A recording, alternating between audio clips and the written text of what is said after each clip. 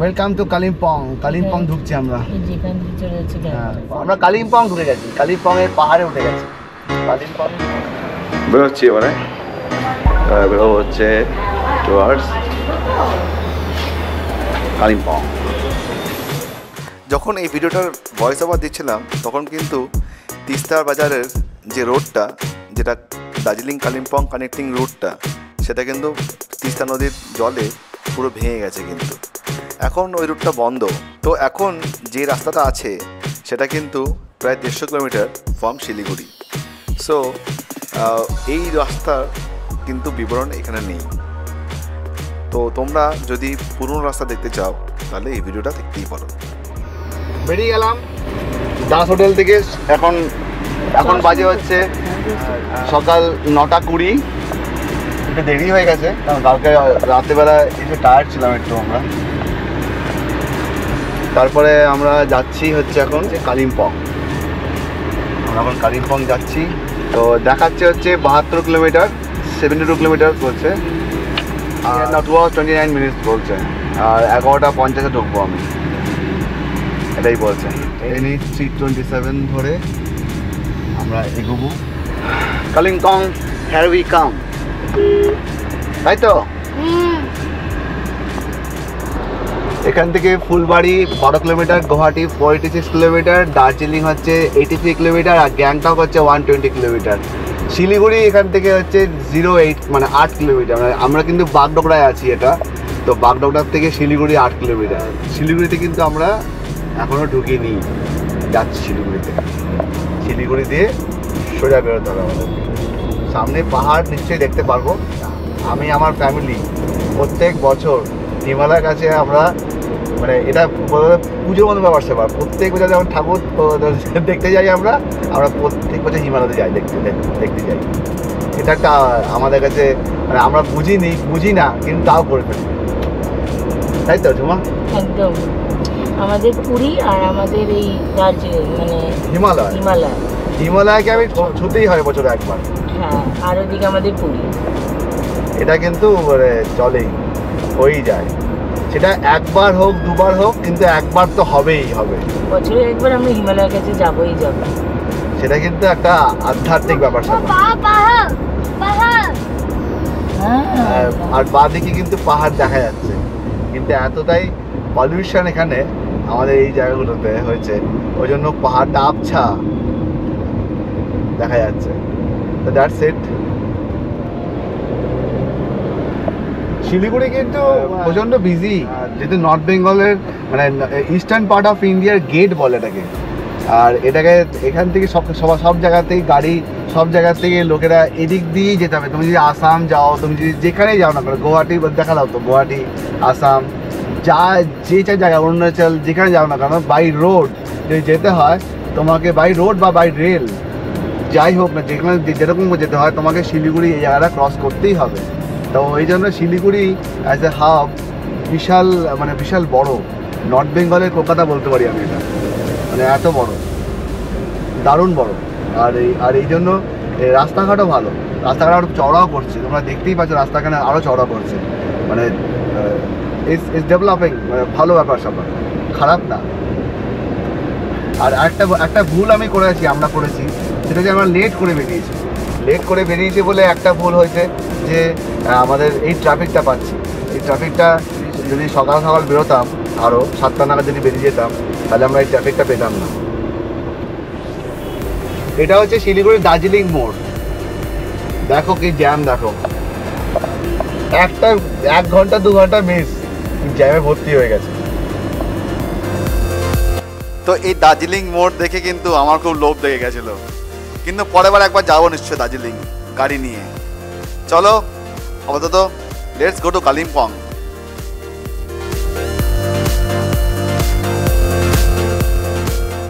তো আবার আমরা মহানন্দা ক্রস করে চলে যাচ্ছি সেবক রোডের দিকে। তোমরা যদি আমাদের ফার্স্ট এপিসোডটা না দেখে থাকো তাহলে কিন্তু আই বাটনটা ক্লিক করে একবার দেখে নিতে পারো, কলকাতা টু শিলিগুড়ি।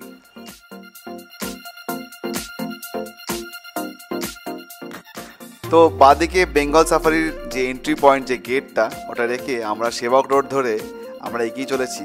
আর এখানে দেখো পুলিশ কিন্তু র্যান্ডমলি গাড়ি চেক করছে। তো make sure your car is up to date.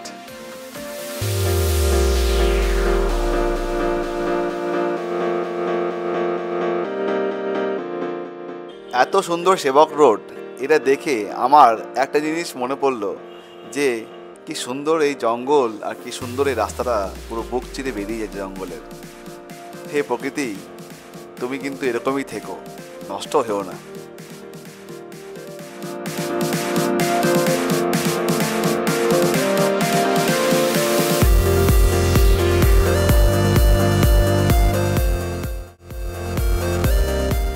তো চলে আসলাম সেবক বাজারে। সেবক বাজারে এসে ফেমাস চাসুম রেস্টুরেন্ট, ওখানে করলাম হচ্ছে ব্রেকফাস্ট। তো ব্রেকফাস্টে খেলাম হচ্ছে মোমো, নুডলস, তারপর হচ্ছে ফ্রেঞ্চ ফ্রাইজ, যেটা ওমের দাবি ছিল, আর চিকেনের একটা আইটেম ছিল, সেগুলো তো খেলাম ব্রেকফাস্টে। একটাই ড্রব্যাক এই রেস্টুরেন্টে, সেটা হচ্ছে রেস্টুরেন্টটা প্রচণ্ড ক্রাউডি হয়ে যায়। তোমাদের যদি টাইম থাকে তাহলে কিন্তু এই রেস্টুরেন্ট ভিজিট করো, কারণ এটা কিন্তু একটু টাইম নেয় খাবার দিতে।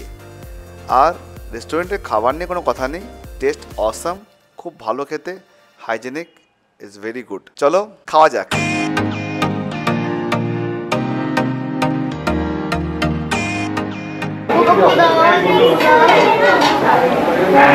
একটু লেট হয়ে গেল বেরোতে, অনেকক্ষণই লেট হয়েছে। আমাদের এখন বেরোচ্ছি, এখন বেরিয়ে যাব হচ্ছে কালিম্পং। খেয়েছি অনেক কিছুই, মোমো, তারপরে এটা, কিন্তু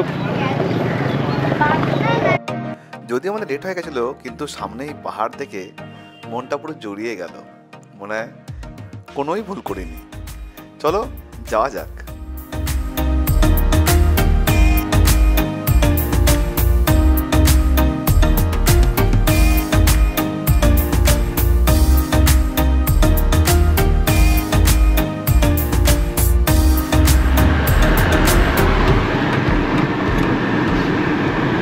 চাসুম থেকে এখন খেয়ে বেরোচ্ছি, অনেকক্ষণ আগে বললাম তখন খাচ্ছি। তো একটু দেরি হয়ে গেছে আমাদের ব্রেকফাস্ট নিতে, অনেক লাইন ছিল, ব্রেকফাস্টটা খুব ভালো করে একটু ওয়েট করলাম, ওই জন্য পাহাড়ে একটু টাইম দিতে হলো ওদেরকে। সো এবার আমরা যাচ্ছি টুয়ার্ডস কালিম্পং। আমরা সোজা তিস্তা নদীর ব্রিজ পার করে বেরোবো। চলো, let's go.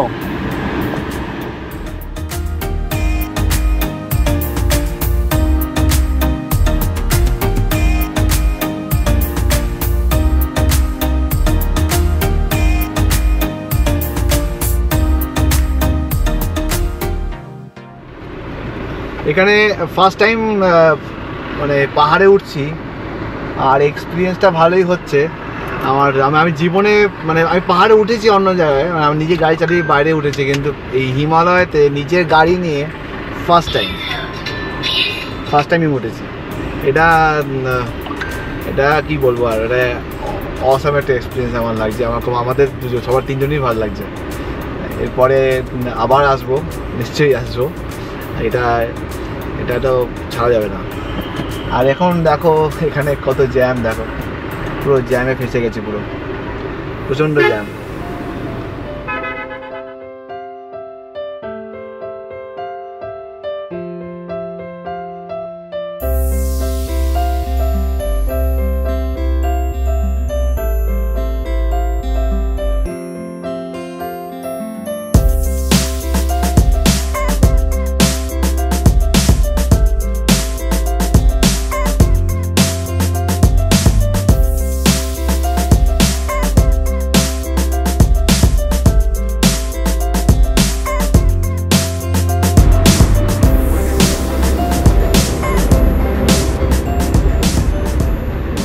Driving in the plain lands and driving in the hills and mountains totally different.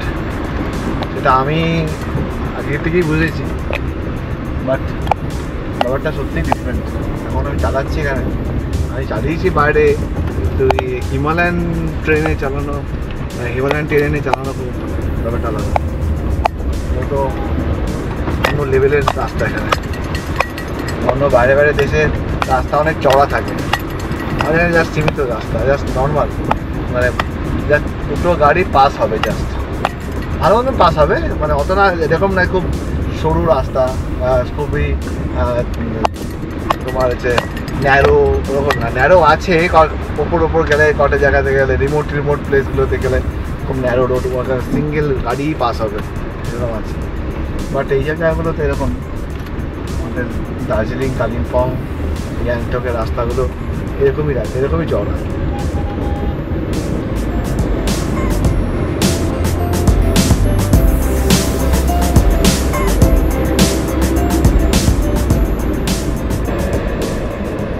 তো এখানে রাস্তা তৈরি হচ্ছে তো এই জায়গাগুলোতে মানে ভালোই, এখানে লাস্ট ইয়ারে যে একটা ফ্ল্যাট হয়েছিল যে হটকা বান যাকে বলে, হয়েছিল যে পুরো ক্লাউড বাস্ট হয়েছিল গ্যাংটকের ওদিকে, মানে গ্যাংটক সিকিম সাইডে, তিস্তা নদীর ওপরেই হয়েছিল একটা। তো এই জায়গাগুলো পুরো ভেঙে গেছিলো, তো দ্যাটস এখন ওরা ঠিকঠাক করছে বলে, তো এই জায়গাগুলোতে একটু ট্রাফিকের একটু জাম থাকে।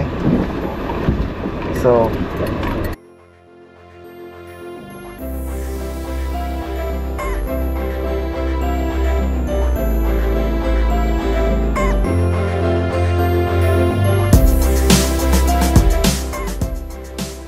দেখতে দেখতে চলে আসলাম তিস্তা বাজার।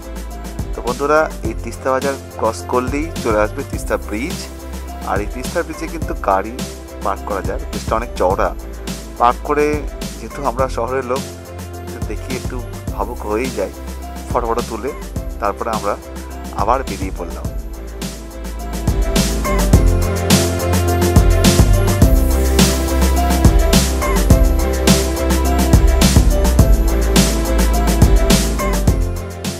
তো ভেবেছিলাম রাফটিং করবো এখানে, কারণ রাফটিং করার জায়গা এখানে আছে। যেহেতু দেরি হয়ে গেল তো জন্য রাফটিং করলাম না। আর বন্ধুরা কিন্তু রাফটিং করার সময় কিন্তু এই জায়গাগুলো দেখে নেবে, কারণ গ্রেড 4 টু গ্রেড 2 র্যাপিডস কিন্তু এখানে আছে, তিস্তায় পাওয়া যায়।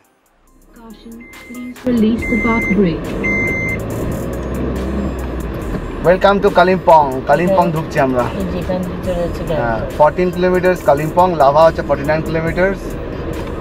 ডেলো কালিম্পং, এই কালিম্পংয়ের পাহাড়ে উঠছি।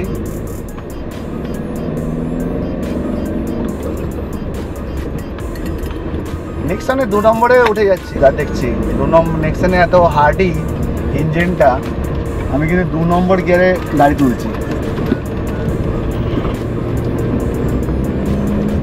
এটা আমার মানে ভালো লাগলো, মানে 1 নম্বরে 1.5 লিটার ইঞ্জিনের গাড়ি একে তো উঠে যায়, তো 2-এ তো উঠে যাচ্ছে।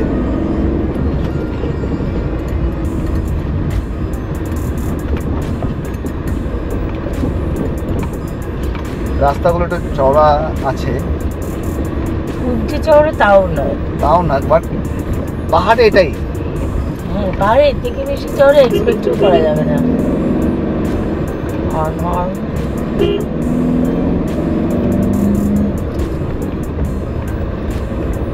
Economy drive mode. Sport drive mode is activated. Kalimpong কিন্তু 1250 মিটার উচ্চতাতে অবস্থিত। আর এখান থেকে কিন্তু খুব সুন্দর কাঞ্চনজঙ্ঘার ভিউ পাওয়া যায়। আর ন্যাচারাল বিউটি তো বলতে কোনো কথাই নেই। আর এর ইতিহাস কিন্তু খুব বড়, আর এর কালচারাল হেরিটেজ কিন্তু প্রচণ্ড রিচ। এই শহর একসময় সিকিমের অঙ্গ ছিল, আর তারপরে ভুটানের নিয়ন্ত্রণে চলে যায়। তারপর ব্রিটিশ মিড 19th সেঞ্চুরিতে একে দখল করে নেয়। আর কালিম্পং কিন্তু একসময় খুব ভাইটাল ট্রেড হাব ছিল তিব্বত আর ভারতের মধ্যে। সিনো ইন্ডিয়ান ওয়ানের সময় মানে 1962 পরে এই জিনিসটা বন্ধ হয়ে যায়। আর এই জন্যই হয়তো কালিম্পংয়ে তোমরা অনেক সুন্দর সুন্দর মনেস্ট্রি, ব্রিটিশ চার্চেস, ব্রিটিশ বাংলোস আর ব্রিটিশ আমলের অনেক স্কুল ও দেখতে পারবে। আর কালিম্পংয়ের বেস্ট টাইম টু ভিজিট হচ্ছে মার্চ টু মে, আর হচ্ছে সেপ্টেম্বর টু নভেম্বর। ডিসেম্বর জানুয়ারিও খারাপ না, কিন্তু বসন্ত আর শরতে কিন্তু কালিম্পংয়ের রূপটা কিন্তু আলাদাই।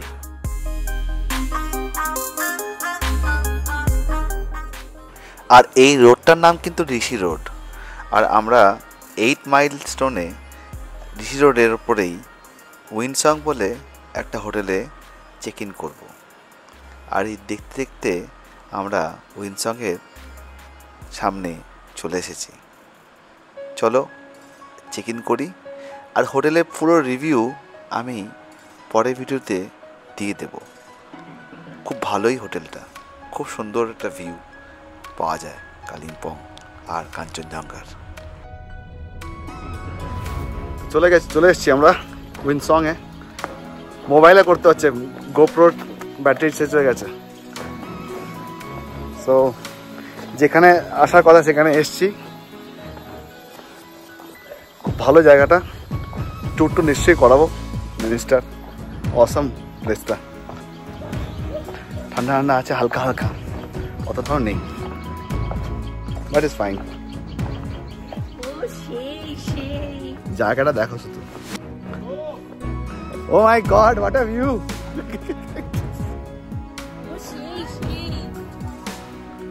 দেখাই ভিউটা দেখাই।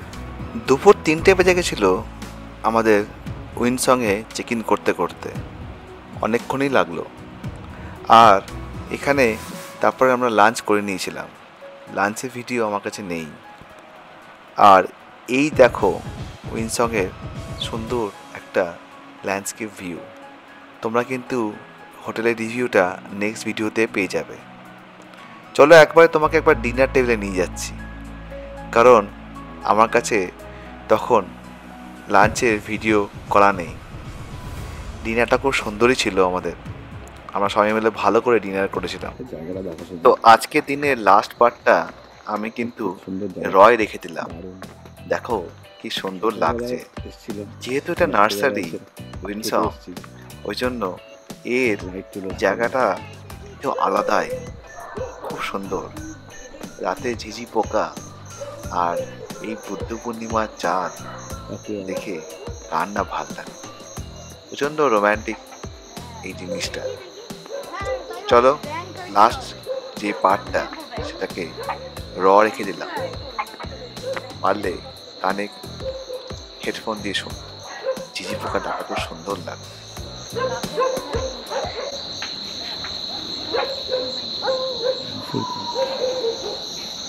বুদ্ধ পূর্ণিমার চাঁদ।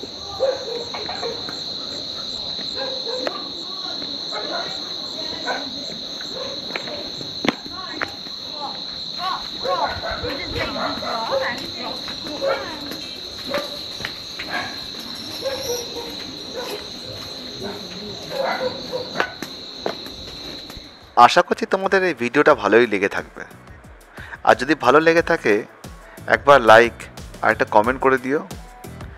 আর আমি একটা জিনিস বলি তোমাদেরকে, আমার এই চ্যানেলে অনেক ভিউ হয় কিন্তু সাবস্ক্রাইবার নেই, একটু সাপোর্ট করে দিও প্লিজ।